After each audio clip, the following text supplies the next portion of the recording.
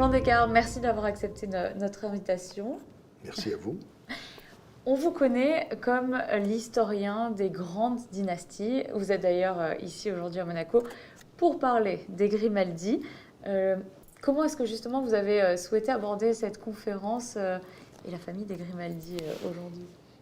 Eh bien, je pense que les Français, notamment, ont souvent une idée très fausse et très réduite de la principauté de Monaco et de sa dynastie princière, souveraine, qui m'intéresse beaucoup parce que d'abord, il y a une situation géographique formidable. Et c'est une aventure qui commence il y a plus de 700 ans. C'est la plus ancienne dynastie régnante d'Europe, à travers des aventures dignes d'Alexandre Dumas. Dès le début, l'arrivée des gens déguisés en moines sur le rocher, c'est assez romanesque. Bon. Toute l'Europe est passée par Monaco, sans parler bien sûr de l'Antiquité, où les Romains avaient diagnostiqué un port en eau profonde, donc l'intérêt de la situation.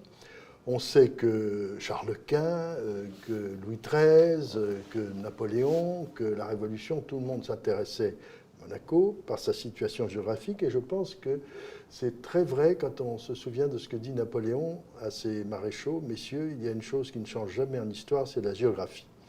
Et la situation de Monaco, dont la superficie s'est réduite après les accords sous le Second Empire français, est quand même extraordinaire. Alors ça, c'est un point formidable.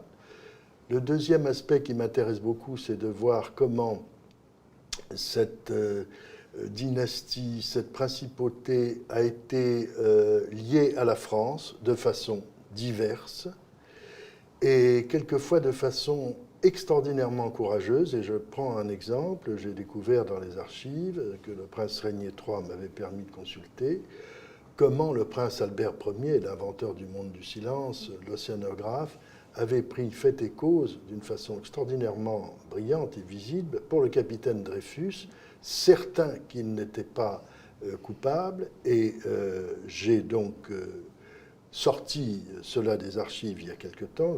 On en a reparlé récemment à propos du film de Roman Polanski. Et c'est assez formidable parce que le prince est venu à Paris voir le président de la République, la troisième, un homme assez galant et mondain, Félix Faure, dans une journée qui est entre la tragédie et le vaudeville. Voilà, il y a beaucoup de choses. De penser aussi que, dépassant la politique, le futur prince Albert Ier était au pied de la Tour Eiffel avec son monde du silence qu'il présentait pour le centenaire de la Révolution française. Donc des gens passionnants et bien entendu l'extraordinaire couple mythique du prince Régnier III et de la princesse Grace que j'ai eu la chance de connaître intimement en restant journaliste et en étant tout à fait libre d'écrire ce que je devais écrire, en m'amusant beaucoup. Et je n'oublierai jamais notamment un dîner à Paris en 1977, chez une très proche de la princesse. Nous étions si couverts. François Truffaut voulait revoir la princesse qu'il avait aperçue pour parler de qui? D'Alfred Hitchcock. Nous sommes aujourd'hui 3 survivants de ce dîner, une personnalité monégasque, mon épouse et moi. Et nous avons raccompagné François Truffaut. Lui, il avait les yeux du loup de Tex Avery. Et il nous a dit cette très jolie chose en parlant de la princesse, qui était le charme, l'élégance et l'intelligence même. Elle est parfaite dans tous ses rôles. Et c'était vrai. Justement, vous avez mis très souvent en couverture les Grimaldi, que ce soit la dynastie en elle-même ou certains de ses princes et princesses. Comment est-ce que le public, à chaque fois, accueille ces livres-là? Est-ce qu'il y a plus de regain d'intérêt, plus de curiosité? Comment est-ce qu'ils sont vus en dehors de Monaco, justement? Si vous voulez, moi je suis parti d'un constat qui est une histoire de chiffres. Il y a plus de 900 personnes dans le monde qui vivent dans des États qui sont des monarchies constitutionnelles pour la plupart. Il y a quelques-unes absolues encore, que ce soit en Europe, bien sûr, en Afrique, en Asie. Il y a un empire, un seul aujourd'hui, l'empire du Japon. Et j'ai trouvé que l'Union européenne, assez technocratique, inhumaine, oubliait un certain nombre de personnages essentiels. Alors bien sûr, quelqu'un qui bat tous les records, c'est la reine Elisabeth II, 68 ans sur le trône, 93 ans, et elle est toujours gâtée en épisodes familiaux, comme je l'avais prévu et annoncé d'ailleurs et écrit, avec une fermeté extraordinaire dans la façon dont elle a géré de départ, pour ne pas dire autre chose, de Meghan et Harry, en les appelant par leur prénom, en ne leur donnant plus leur titre. C'était le gant de velours, mais la main de fer. Bien. Et il y a des personnages très intéressants qu'on a oubliés, ou qu'on connaît mal, qui représentent la transition, la transmission de l'État, le roi Juan Carlos, que j'ai suivi en Espagne, les souverains des Pays-Bas. Et ceci est d'autant plus important que nous sommes à la veille d'un renouvellement dans ces pays, des têtes couronnées et une féminisation. En Belgique, il y aura la première reine régnante. Bon, même chose aux Pays-Bas, en Norvège, en Suède. Bon, il y a des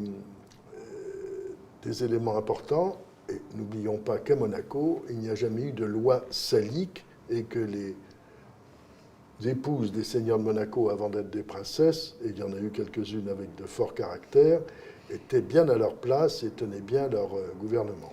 Comment est-ce que vous décidez d'écrire sur, que ce soit un portrait ou plus largement une famille régnante? Quel est votre ordre de marche? Il y a deux choses.